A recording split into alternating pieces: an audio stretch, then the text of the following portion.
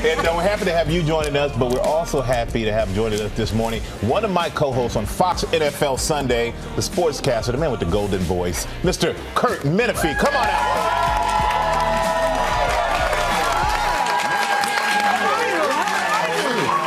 How are you? I'm great. Hi, everybody. Oh. Hey. Wow. We can't wait to hear. Yeah, we can't wait to hear the stories you're going to tell us about Michael. Well, first of all, Let's just start with the one good one. I saw Mel Gibson out here. I wonder why they waste my time shaving this morning. I could have just come out like that. So I'm worried about For the that. last 3 or 4 months. Yeah, exactly. I got time before Sunday. And no stories about me, by the way. No, well, that's all. None. Michael's a walking story. He's like, I'm surprised that he's here on Fox NFL Sunday. right. We have to be in. We're on the West Coast, so we have to be in there 6:30, depending on the week. Michael's always there at like 6:29, 58. You know, and then he says he's got a bottleneck in traffic on a Sunday morning in Los Angeles. He just barely made it. You don't know where I'm coming from to get there. Okay. We will find out of that later. But first, we got to start out. How many overindulged last night? I'm doing a little hair of the dog. I did it last night when I didn't last night at all. This morning it was terrible because you know when you're tired, sometimes That's you just it. want to not eat. Well, on my way out the door, not 1, not 2, but 3 Reese's peanut butter cups. Big ones and a little one. Big one. The big Three ones. big ones. I feel better having confessed. Well, I got a report from Allie. Our 2 girls have huge sugar hangovers on the way to school this morning. So the question is how to cure it. And the president and the first lady have some advice. Happy Halloween! You don't have to eat healthy You can today. have candy. You can have candy today. Even Florida says so. Oh, thank today. goodness. Because usually she's on people about eating We healthy. do all the time. We get a free break. Well, we do have to fix It's called it. a cheat day. Yeah. So, I don't know Michael, if our trainers will like that, but that's okay. how do you deal with getting the candy out of your house after Halloween? I eat it. It's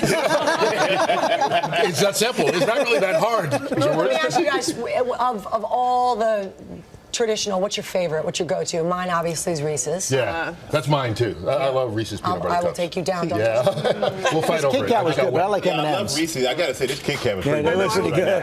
And I love Sour Patch Kids. Sour Patch, You and my girls both. Are any sweeties in there too? But today's the big protein day. What do We got to do steak, spinach, a lot of water. Is that how you get through it? That's to how you get do better. it. Yeah. Hydrate. All And right. a lot of hydration. Says the smallest guy up there. He's like, oh, good protein here. Sorry. George's voice did get deep. The big protein. I know, yeah. Protein today. You're not coming back. I know.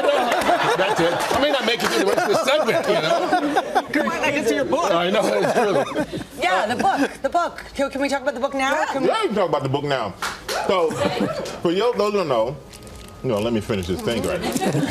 Kurt wrote a book called Losing Isn't Everything. Bless your heart for that. Yeah, yes, and it's a great inspiring story how to turn failure into triumph. Yeah, what it is that I went back and in sports especially, and I think we'll see it with the election as well. People look at the person that won, and that person gets all the glory, and we all know they get the interviews, they get the commercials, they get everything. But when you don't get that, how does it affect the rest of your life? So I went back and looked at, starting with Super Bowl III, the Colts getting upset by the Jets, and looked at major sporting events, the '86 World Series. Craig Elo, Michael Jordan hit the shot over Dan Jansen, who fell in the Olympics. The Super Bowl when the Patriots had the perfect season, and your Giants upset them. But I talked to people who were on the losing end to find out how they bounce back from that adversity or attempt it to. Because I think there's life lessons for all of us, because every day is not going to go perfect for you. We're all going to have things that we have to try and overcome in life. So what lessons can we get from these people that have fallen on the biggest stages in front of the most people? And what are some of the lessons that you learned in hearing this, sharing their stories? Yeah, I think one of the things is that Pete Carroll was really instrumental in doing this. He talked about having lost the Super Bowl 2 years ago, down at the goal line. Why did he make that call? Well, I know, that's the thing. And people are still asking that question.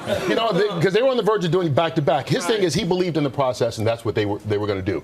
But his big thing was he and the team examined right away why they lost that game and took responsibility for it. And that's the only way you have to move forward. And that's really what I learned, because I look at his example about trying to rebound immediately and being honest and truthful with yourself as to why it happened. And somebody like Calvin Schiraldi, who everybody blames Bill Buckner for losing Game 6. Well, that's what I was going to ask you. But Schiraldi blew a 1-run lead in the 8th, a 2-run lead in the 10th, and gave up the home run that broke a 3-3 tie in the 7th. But no one talks about Nobody that. talks about him. Yet 30 years later, his wife said, hey, look, we're getting a divorce, because he had put up all these walls to protect himself because he didn't know how to handle it. He only pitched in the majors 4 more years. And he said it was because of the adversity and the way people treated him after that. He retreated. Her reaction when you said that? Yeah. I mean, that's so startling to hear something like that, isn't it? He retreated, and 30 years later, his wife said, you're not the guy that I met, that I married. We're going to get a divorce. He started therapy in 2013, and I juxtapose him not addressing the problems that he had right away and carrying it for 3 decades and affecting his life and his marriage, versus Pete Carroll, someone who said, okay, right away, we're going to deal with this and get it out there. Because we only They're think great about transferable life lessons to any scenario. That's I did not know that story. That's remarkable. Wow. Well, you know what? Let's go from books to dogs. I love that story. We got- yes. You like dogs? Yeah, I've got 2 rescue dogs. Abby, who's a 5-year-old, almost lab. And Toby, who's just over a year old and runs the house. He's a Corgi French Bulldog. Did you say Toby? Yeah. What a coincidence. There were your dogs. There's yours. Oh, yeah. We also have somebody that we really want That's y'all Toby to meet. right there, yeah. Get ready to meet our Toby. So you guys, this is a 10-year-old beagle looking for a new home. Toby, come on out here. I know. Kurt, you can have 3. Mushba, come up on the table. Toby is a senior, so he's a little set in his ways. Well, and that's why we get wanted picked up. we really wanted y'all to meet Toby, because this is one of the hundreds of dogs that we are working to find forever homes in this month, and we've gotten some great numbers for you, which I cannot wait to share with you. But Toby's story was really he was a bit of a heartbreak story, and he really stole our hearts at our live stream event the other day in Philadelphia. The story with Toby is he found his home as an adult 2 years ago with 2 owners that absolutely loved him. They loved saving beagles. Sadly, the mom owner passed away, and then shortly thereafter, the dad passed away. So Toby found himself back in the shelter. He thought he was in his forever home, so happy. And I guess the message for us is, don't just consider puppies and small dogs. I've adopted a full-grown dog. They're already trained. They're so grateful. Their demeanors are set. You can get a real idea of who they are before you even bring them home. And Toby is just one of those many examples Larry, that he we're going likes to bring. you. Yeah, He's I know. staring at you. Oh, hi, Toby. Uh-oh, somebody's going home with another dog. Having done it twice, I can tell you one of the great things someone told me is when you adopt a dog, you'll never know who rescued who. I know. You know, because that dog gives you a love that's unbelievable. Who rescued who? Exactly. I want to find you guys these updates here, because as of now, we have helped find 705 dogs forever.